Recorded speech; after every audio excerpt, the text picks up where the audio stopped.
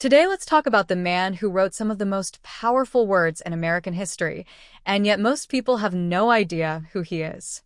His name was Gouverneur Morris, and while he may not be as famous as George Washington or James Madison, his influence on the United States is impossible to ignore. Morris was born in 1752 in what is now the Bronx, New York, into a wealthy and well-connected family. From an early age, he stood out as a brilliant student. He entered King's College, known today as Columbia University, when he was just 12 years old, and later went on to study law, becoming a practicing attorney right as tensions with Britain were reaching a boiling point.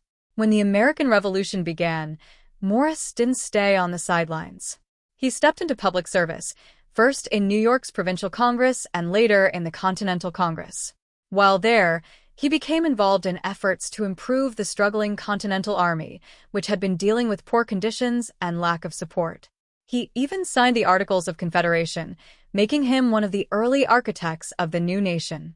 At one point, his political career in New York stalled, and he moved to Philadelphia to continue his work as a lawyer and businessman. During that time, he suffered a serious carriage accident that led to the loss of his left leg. But if anything, that only became a footnote in a much larger story. Morris didn't slow down. In 1787, he was selected to take part in the Constitutional Convention, representing Pennsylvania. This is where he made his most lasting impact. While others debated ideas, Morris focused on something just as important: how those ideas were expressed. He was chosen for the committee responsible for polishing the final draft of the Constitution, and it was his writing that gave the document its clarity and strength.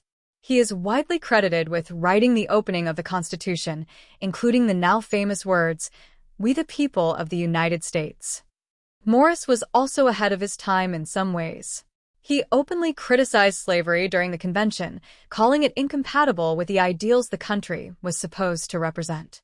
After the Constitution was finalized, Morris continued serving the country abroad as a diplomat in France during the early years of the French Revolution.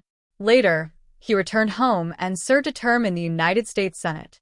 In his later years, he played a role in major projects that helped shape New York, including the early development of the Erie Canal and the design of Manhattan's street grid. Gouverneur Morris died in 1816, but his words and his impact are still very much alive. Because every time you hear "We the People," you're hearing the work of a man history almost forgot.